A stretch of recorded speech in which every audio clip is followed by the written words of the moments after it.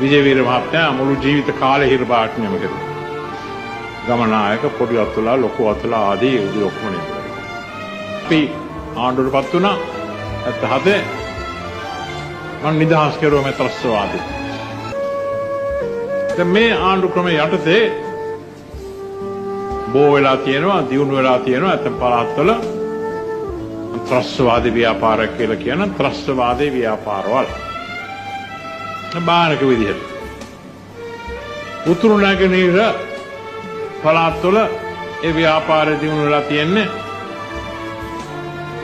මධ්‍යම ආණ්ඩුවෙන් වෙන් වෙන්න අදහස. ද්‍රවිඩ උද්වැය වැඩි ඉන්නේ පළාත්වල විශේෂයෙන්ම උතුරු පළාතේ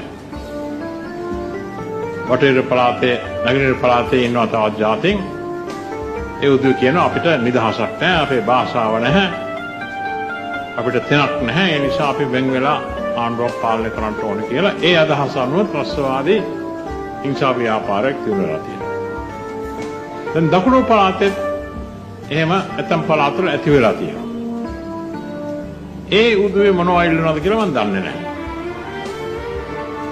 1971 ඒ ව්‍යාපාරය දියුණු වුණා. එතකොට බණ්ඩාරනායක මැතිණියයි මේ ලංකාව පාලනය කරුණේ මහජනගෙන් තේරිලා ඒකේ එතකොටත් මේ නායකව තමයි ඒ නායකත්වය අනුක්‍රියා කරුවේ. ඒ උදේ හැදුවා දැන් වාගේ ආණ්ඩුවේ නායකාව බණ්ඩාරනායක මැතිණිය හිරපාරට ගන්න බලහත්කාරයෙන් මොනවා කරන්නද කියලා මම දන්නේ නැහැ. නමුත් ආණ්ඩුව එතකොට පෙරලෙනවා එහෙම වුණා නම්. මහජනයා තෝරපු ආණ්ඩුවක් නැති වෙනවා. පොලිස් නිලධාරීන්ට වක්කිරිහර කෙරුවා. පොලිස් කාර්යාලය 50ක් දවස් 2කින් 3කින් අල්ලගත්තා. පොලිස් හමුදාව මරලා එන්න පොලිස් හමුදාව ඒවා අත්හැරලා ගිහිල්ලා 50 අද එකක් හරි අල්ලගන්න නැහැ උතුරු නගින්න පළාත්වල අර 50ක් අල්ලගත්තා. ඒක පාලනය කරුවා. තමන්ගේ සමාජිකයෝ විනිශ්චයකාරතුමා හිටපත් කෙරුවා. නඩු විභාග කෙරුවා. එල්ලුම් ගහන්න නියම කෙරුවා. එල්ලුවා මැරුවා. එල්පිටිය පළාතේ හැම. තව ටික කාලෙකින් මුළු රට අල්ලා ගන්නයි අදහස තියුනේ. නමුත් වාසනාවකට කරන්න බැරි වුණා. ඒ උදවිය පෙරදුනා. බණ්ඩාරනායක මැතිණියගේ ආණ්ඩුව අපි වාගේ නෙමෙයි යුද්ධ හමුදාවෙන් ඒගොල්ලන්ව නැති කිරුවා. වෙඩි තිබ්බා. කැලණි ගඟේ පාවලා එව්වා ඒ ත්‍රස්තවාදීන්ගේ මුහුදු ශරීර. ගිරිඋල්ල පාර්ලිමේන්තු ආදී වෙඩි තියලා මරලා. ඒක පාර්ලිමේන්තුවේ මං ආදී අනිත් උදේ කිව්ව ප්‍රසිද්ධයෙන්. ඒක නැහැ කියලා කිව්වේ නැහැ. මම හිටියේ ඒ කාලේ විපක්ෂ නායකතුමා හැටියට. මමයි දල්ලසේන නායක මහත්මයායි. අපි කිව්වා අපි උදව් කරනවා කියලා ශ්‍රී ලංකා නිදහස් පක්ෂයේ පොදුවේ පාලනය කරපු ආණ්ඩුවකට මහජන දෝරපු ආණ්ඩුවකට සම්පූර්ණ ආධාර දෙනවා කියලා මේ ත්‍රස්තවාද ව්‍යාපාරය නැති කරන්න. නවත්තා. අපි කිව්වා එහෙම කරන්නේ මේ නායකාව තේරලා තියෙන මහජනයාගෙන්. මේ ආණ්ඩුව තේරලා තියෙන මහජනයාගෙන්. මහජනයාගෙන් තේරුණා නම් මහජනයට පමණයි අයින් කරන්න පුළුවන්.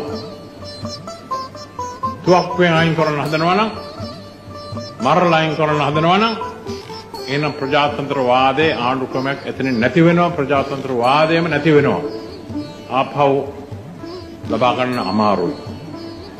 මේ වාගේ ප්‍රජාතන්ත්‍රවාදය නැතිවල තියෙන රටවල් අවුරුදු ගණන් පවතිනවා නැවතත් ප්‍රජාතන්ත්‍රවාදය නැතුව. ඉන්දියාවට ආවට රටවල් ඔක්කොම එහෙමයි. ආසියාවේ රටවල්, අප්‍රිකාවේ රටවල්, ඇමරිකාවේ රටවල් එහෙමයි. මම තාම දන්නේ නැහැ එකක් හරි ප්‍රජාතන්ත්‍රවාදයේ බලාත්කාරයෙන් නැති කරලා ආපහු ප්‍රජාතන්ත්‍රවාදයේ ලැබුණ රටවල්. ඒ නිසා අපි බණ්ඩාරනායක මැතිණියට ප්‍රසිද්ධයෙන් පාර්ලිමේන්තුවේ කතාවල වලින් සභාවලින් කිව්වා අපි කිව්වා අපේ සමාජිකයන් එක්සත් ජාතික පක්ෂය බලවත් පක්ෂයක්. 100න් ඒ කාලේ 45ක් විතර ඡන්දදායකයෝ එක්සත් ජාතික පක්ෂයට උදව් කරන්න කියලා. උදව් කෙරුවා. ඒ එක හේතුවක්. ඒ වෙලාවේ ත්‍රස්තවාද ව්‍යාපාරය මඩපවත්තා. මේ උදවිය අල්ලගෙන අඩු විභාග කළා හිරුබාරට නියම කෙරුවා. විජේවීර මහත්තයා මුළු ජීවිත කාලේ හිරුබාරට නියම කෙරුවා. ගමනායක පොඩි අතුලා ලොකු අතුලා ආදී උදවිය ඔක්කොම නියම කෙරුවා. එතකොට 1977 බණ්ඩාරනායක මැතිණිය අවුරුදු 7ක් පාලනය කළා. අවුරුදු 5ක් පාලනය කරන බලය ලැබුණේ නමුත් ඒක අවුරුදු දෙකක් දෙක කෙරුවා. ජනමත විචාරණකින් නොවේ. මහජනගෙන් අහලා නොවේ. වැඩිපුර ඡන්ද තියුණු නිසා පාර්ලිමේන්තුවේ 3/2ක් බලය ලබාගෙන ආණ්ඩුක්‍රම ව්‍යවස්ථාව සංශෝධනය කරලා දික් කෙරුවා අවුරුදු 2ක්. අපේ පක්ෂේ විරුද්ධ වුණා. මමත් විරුද්ධ වුණා. මං කිව්වා මගේ විරුද්ධභාවය මම පෙන්වන මගේ ආසනෙන් අයින් වෙලා මහජනගෙන් අහනවා මහජනගේ කැමැත්ත. ආශ්ුණා. ඒකට මම දකුණු කොළඹ හිටියා. දකුණු කොළඹ නැවත අතුරු මන්ත්‍රී තරඟයක් තිබුණා. වැඩිපුර ඡන්ද 26000කින් පත් වුණා. මහජනයා අනුමත කෙරුවා අපේ අදහස ආණ්ඩුවේ කාලෙ දික් කිරීම ඡන්ද විමසීමක් නැතුව ජනමත විචාරණයක් නැතුව පාර්ලිමේන්තු බලෙන් වැරදි කියලා. අපි එහෙම කරුවේ නැහැ. අපි මහජනගෙන් ඇහුවා. මහජනට බලය තියෙන ඕන දෙයක් කරා. මහජනට බලය තියෙන අද තියෙන ප්‍රජාතන්ත්‍රවාදයේ වෙනස් කළා රාජ්‍යයක් ඇති කරා. අපි රාජ්‍යයක් නැති කළා ප්‍රජාතන්ත්‍රවාදයේ ජනමත ආණ්ඩුවක් ඇති කළා. ජනාධිපති ආණ්ඩුවක් ඇති කළා. මහජනය කෙරුවේ. මහජනගේ ඡන්දය. එතකොට මෙතනට පුළුවන් වුණා ඒ ත්‍රස්තවාද ව්‍යාපාරය අහෝසි කරන්න. අපි ආණ්ඩුවටපත් වුණා. 77 මම නිදහස් කෙරුවා මේ ත්‍රස්තවාදී. මේ උදවිය නිදහස් කෙරුවේ හිංසාවාදය අත්හැරලා ප්‍රජාතන්ත්‍ර ව්‍යාපාරයට ඇතුල් වෙනවා කියලා පොරොන්දුවක් උඩයි. විජේවීර මට හම්බ වුණා. ඒ 78 අවුරුදු 5ක් මේ ත්‍රස්තවාදී ව්‍යාපාරය ඒ පොරොන්දු අනුව වැඩ කෙරුණා. විපක්ෂ හැටියට නොඑක්නෝ මන්ත්‍රී තරඟ වලට ඉදිරිපත් වුණා. දිසා මණ්ඩල පළාත් සභා ජනාධිපති තරඟය 1982 ඔක්කොම පෙරදුනා. එතකොට මට ආරංචි ලැබුණා පොලිස් නිලධාරීන්ගෙන් දැන් මේගොල්ලෝ ආපහු පටන් ගන්නවා තමන්ගේ පන්තිවල හිංසාව දේශනා කරනවා. හිංසාවෙන් තමයි ආණ්ඩුවක් පෙරලන්න පුළුවන්.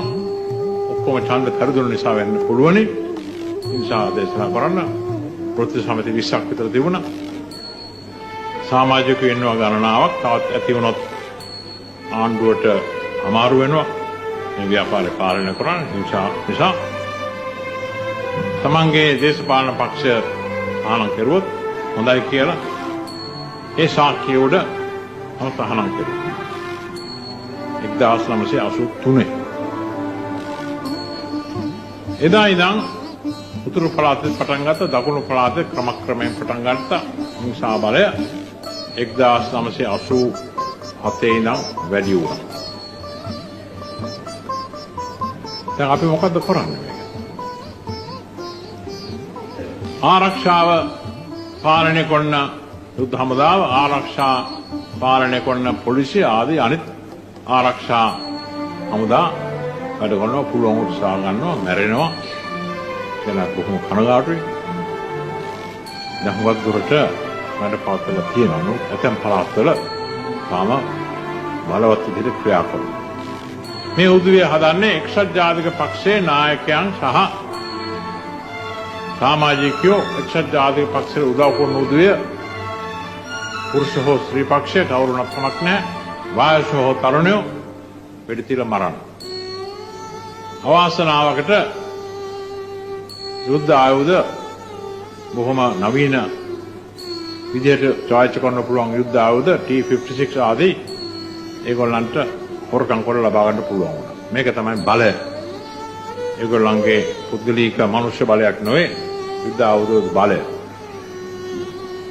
අපිට කරන්න තියෙන වැඩ අපි ඔක්කොම කරනවා ආණ්ඩුවකින් ඒගොල්ලන්ගේ ව්‍යාපාර නැති කරන්න.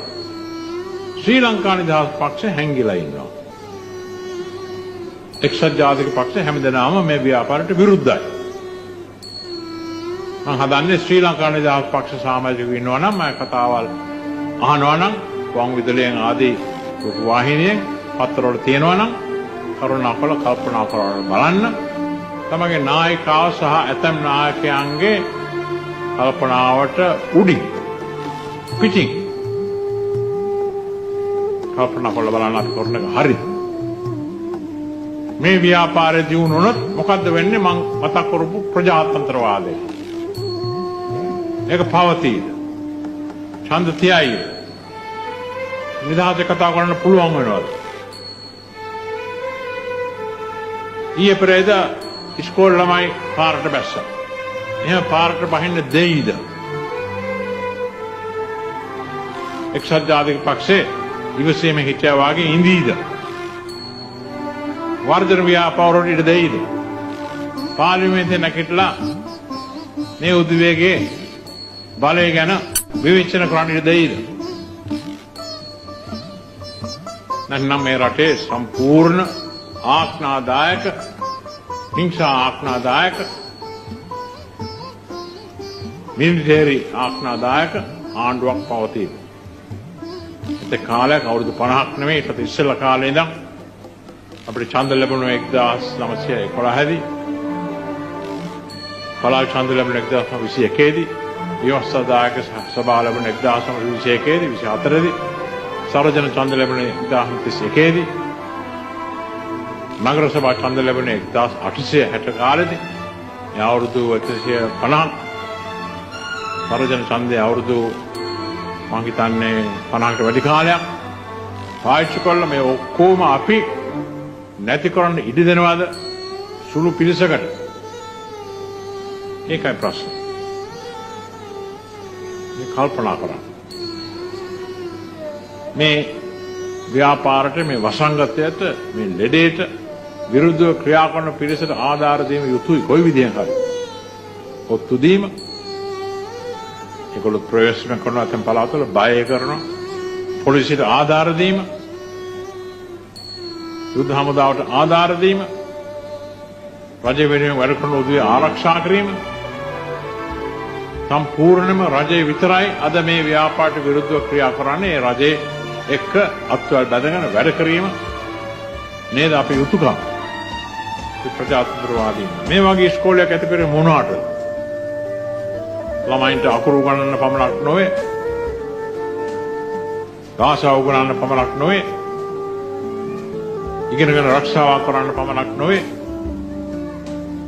ප්‍රගතිශීලී අපේ ආගම් අනුව විශේෂයෙන්ම බෞද්ධ ආගම මේ ඉස්කෝලේ හැදුවේ බෞද්ධ නායකයෝ පිරිවෙනක. ඒ ආගම් වල උගන්වන වැදගත් උසස් අදහස් අනුව සමාජයක් ඇති කරන්නේ නේද? අපේ දරුවෝ ඇති කරන්නේ. දෙමව්පියන්ට ජීවිතේ නිස්කාන්තයෙන් ඉන්න පුළුවන් සමාජයක් ඇති කරන්නේ නේද? අන්න මුර්ගියෝ වාගේ එක එක්කෙනා හපාගෙන, එක එක්කෙනා ගහගෙන, එක එක්කෙනා මරලා වෙඩි තියලා සමාජයක් ඇති කරන්නේ නොවේ. ඒක සමාජයක් නොවේ. ඒක වනාන්තරයක්. වනාන්තර ශිෂ්ටාචාරයක්. අවුරුදු 2500ක් අපි එහෙම නොවේ ඉගෙන ගත්තේ. අපේ රජුරුවෝ යටතේ, අපේ පිරිවෙන් යටතේ, වික්ෂුන් වහන්සේලා යටතේ එහෙම නෙවෙයි අපි ඉගෙන ගත්තේ. එහෙම නෙවෙයි හැදුනේ. ලෝකෙම ශිෂ්ටාචාර රටක් හැටියට අපි හැදුනේ. වැරදි වොන්න උඩේ ඉන්න හැම රටේම මේ රටත් හිටියා. මොකද දැන් අපි පෙනෙන්නේ මහල් මිනිස්සු හැටියට. කිසි කරදරයක් නැතුව, කිසි වැරදක් නැතුව එක එකන වෙඩි තියෙන පිරිසක් හැටියට. ඒක නැති කරන්නයි එක්සත් ජාතික පක්ෂයේ යටතේ වැඩ කරන ආණ්ඩුව, බලවත් ආණ්ඩුව උත්සාහ කරනවා. උදව් කරන්න වචනෙන්,